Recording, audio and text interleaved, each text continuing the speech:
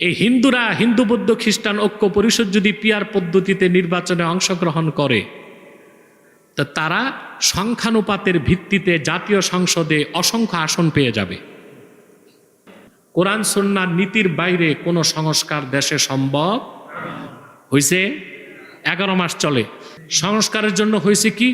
জাতীয় ঐকমত্য কমিশন হয়েছে না? এটা 1 মাস পর হবে জাতীয় মৃত্যু কমিশন।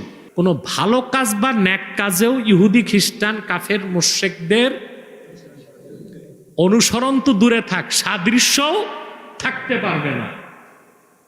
সেই ক্ষেত্রে আমাদের মৌলিক সমস্যাগুলোর সমাধানের ক্ষেত্রে আমরা কোরআন হাদিসকে বাদ দিয়ে কাফের মুশরিক, বিশেষ করে পশ্চিমা সভ্যতা সংস্কৃতির অনুসরণ করছি। আমরা কি সত্যিকার অর্থেই ইমানদার মুসলমান হলাম, না এখনো মুনাফিকি কিছুটা রয়ে গেছে বলে প্রমাণ হয়?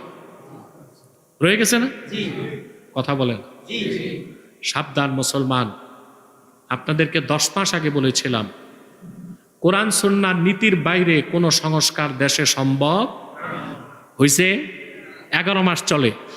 কথা বলেন। সংস্কারের জন্য হয়েছে কি? জাতীয় ঐকমত্য কমিশন হয়েছে না? এটা 1 মাস পর হবে জাতীয় মৃত্যু কমিশন। কি হবে? ঐকমত্য কমিশন কি হবে? মৃত্যু কমিশন হবে। কোনো একটা বিষয়ে একমত হতে তারা পারছেন না। এখন তো নতুন আর একটা ভেজাল লেগে গেছে, পিয়ার পদ্ধতিতে নির্বাচন চায়। ক্ষুদ্র ক্ষুদ্র কিছু দল আছে, এরা কি পদ্ধতিতে চায়? পিয়ার পদ্ধতিতে সংখ্যানুপাতের ভিত্তিতে পার্লামেন্ট মেম্বার নির্বাচিত হবে। আমি এটার পক্ষে না, শরীয়তও এটাকে সমর্থন করে না। কারণ আপনি যাকে নেতা বানাবেন তাকে চিনতে হবে। কথা বলেন।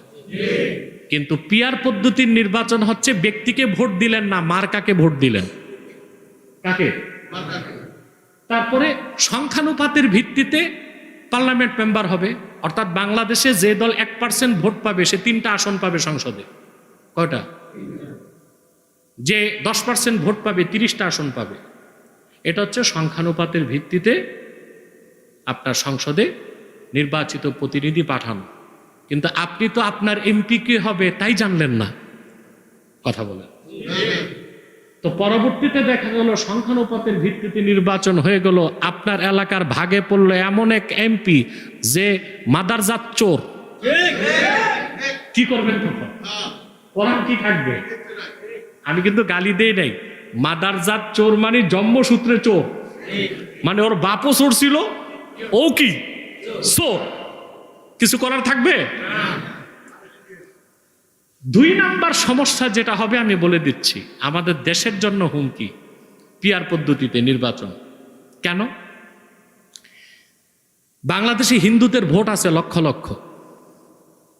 এই হিন্দুরা, হিন্দু বৌদ্ধ খ্রিস্টান ঐক্য পরিষদ যদি পিয়ার পদ্ধতিতে নির্বাচনে অংশগ্রহণ করে, তা তারা সংখ্যানুপাতের ভিত্তিতে জাতীয় সংসদে অসংখ্য আসন পেয়ে যাবে। বাংলাদেশে যে পার্বত্য চট্টগ্রামে আছে উপজাতি, তারা দীর্ঘদিনের দাবি তাদেরকে আদিবাসী স্বীকৃতি দিতে হবে। আমরা বলি আদিবাসী না, তারা উপজাতি। তারাও পিয়ার পদ্ধতিতে নির্বাচন করে সংসদে অসংখ্য আসন নিয়ে নিবে। তখন হবে কি? ভবিষ্যৎ বাংলাদেশের স্বাধীনতাই হুমকির মুখে পড়ে যাবে। যে সরকার হবে, সরকার যে হবে, সে হবে একটা প্যারালাইজড গভর্নমেন্ট, আর দেশ হবে একটা প্যারালাইজড স্টেট।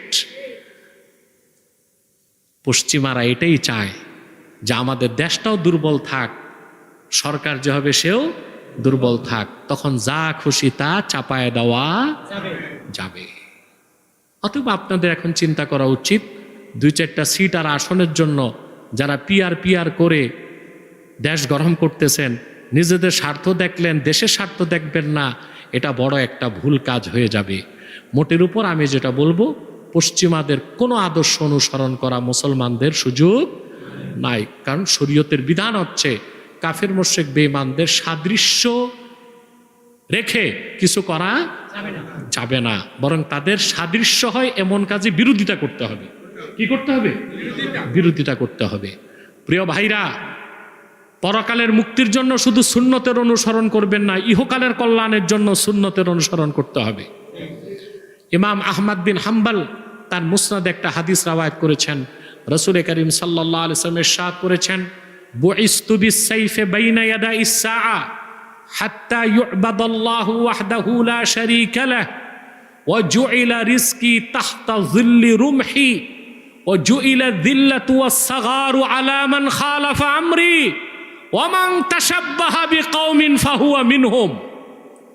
আহমদ বিন হাম্বল তার মুসনাদে মারফু মুত্তাসিল সনদে এই হাদিস বর্ণনা করেছেন।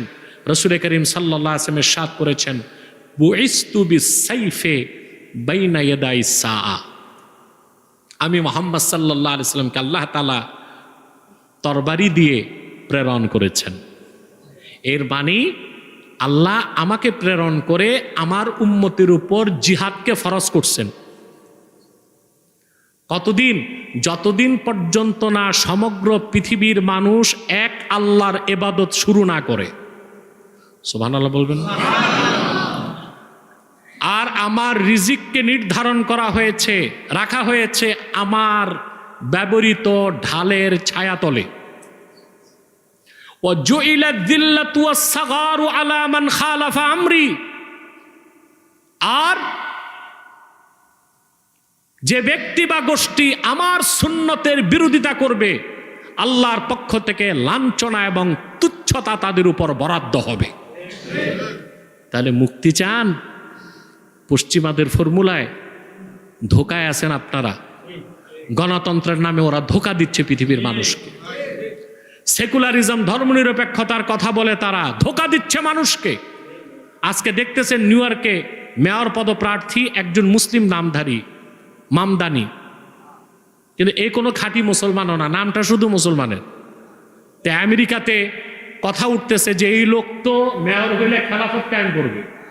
যে লোক নামাজ পড়ে না, একত্র ইসলামের মৌলিক বিশ্বাস নাই, শুধু নামটা মুসলিম, বলতেছে সে যদি ক্ষমতায় যায় খেলাফত কায়েম করে ফেলবে নিউ ইয়র্কে। প্রেসিডেন্ট ট্রাম্পের মতো মানুষ, এটা তেমনি জোকার, পাগলা, খ্যাপাটে, সেও খুব মন্তব্য করতেছে এই মুসলিমকে মেয়র হতে দেওয়া হবে না।